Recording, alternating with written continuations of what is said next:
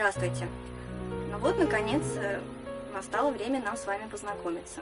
Меня зовут Ольга Александрова. Я пишу сказки для детей. Вам, наверное, интересно, почему я начала писать? Все довольно просто и уходит корнями далеко в детство. Я закончила школу с углубленным изучением английского языка. Это театральные кружки, всевозможные вечера. Помню, как я читала Ахматову, Анинского, Северянина, а учитель по русскому языку и литературе стоял в сторонке и плакала. Так проникновенно у меня это получалось. А потом языковой вуз.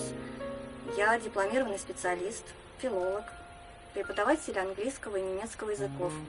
Как сейчас помню свою дипломную работу, 60 листов на немецком языке, Stilistische Eigenschaften der Märchen von Ernst Theodor Amadeus Hoffmann.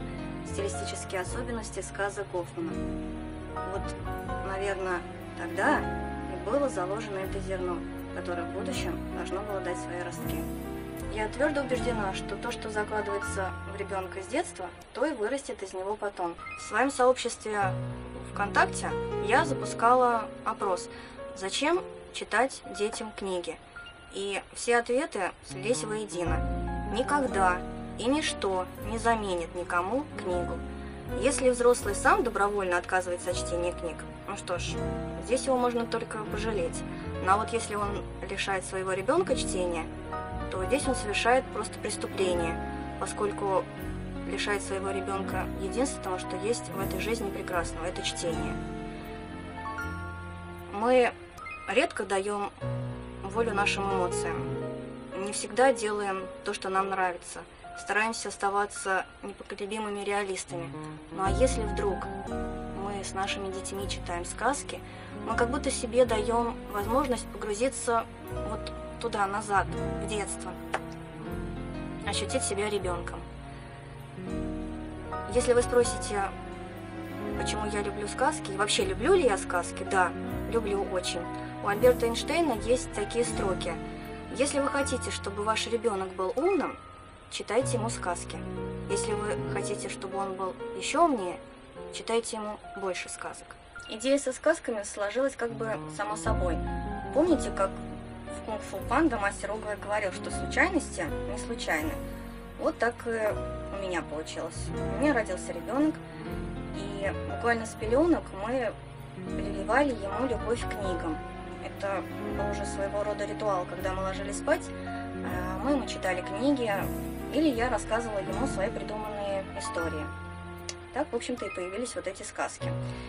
И я стала замечать, что он охотнее засыпает именно под рассказывание моих сказок. Он рос, круг интересов его расширялся, и я стала обращать внимание, что когда он играет, он своих игрушек называет вот этими моими сказочными именами.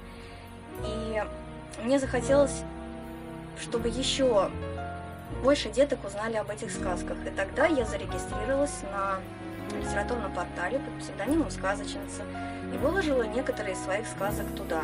Я получила очень много положительных отзывов. Мне писали, что сказки добрые, что они живые, что они яркие, и что самое главное, они поучительные. Наверное, вот в этот момент родилась идея издаваться. Но прежде всего мне нужно было сделать книгу. Как режиссер я видела игру своих персонажей. Я знала, какими они должны быть. Каким должен быть Кузьминчик Кузя, молодой, поджарый, такой, готовый прийти на помощь всем и каждому. Бабочка Лана, милая, нежная, добрая, такое небесное воздушное создание. Это жуки, паучки. То есть я их всех видела, но таланта нарисовать у меня, к сожалению, нет. И тогда я воспользовалась услугами фриланс. Я провела там кастинг среди художников-иллюстраторов, которые работают с детскими рисунками. И среди многих я нашла работы, которые мне очень понравились. Мы переписывались.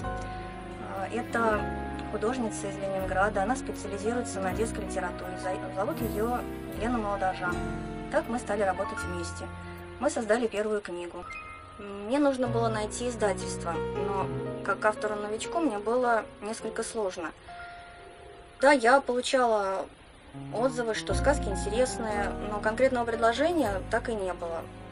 Я не могла опускать руки, поскольку было затрачено много средств, времени и труда, и не только моего труда. Я продолжала поиски. Вот я среди нескольких ответов получила предложение издаваться за свой счет в издательстве, которое работает с авторами такими, как я, то есть с новичками. Я собрала нужную сумму, обратилась к ним. Работа началась.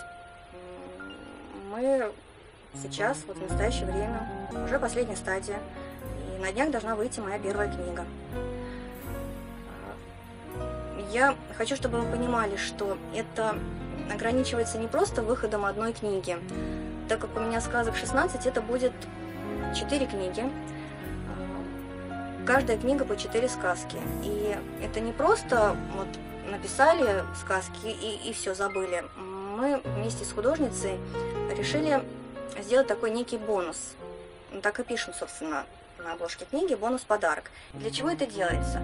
Для того, чтобы привлечь моторику.